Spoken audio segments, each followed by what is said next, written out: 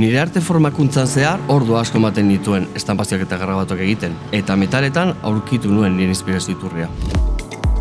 Moda diseinuko masterrak Italiako ateak ireki zizkidan, eta oso urte interesgarriak eman nituen lehen mailako hainbat markatarako bildumak lantzen. Nire estetika bertakoekin bat ez zetorrela nabaritzen nuen.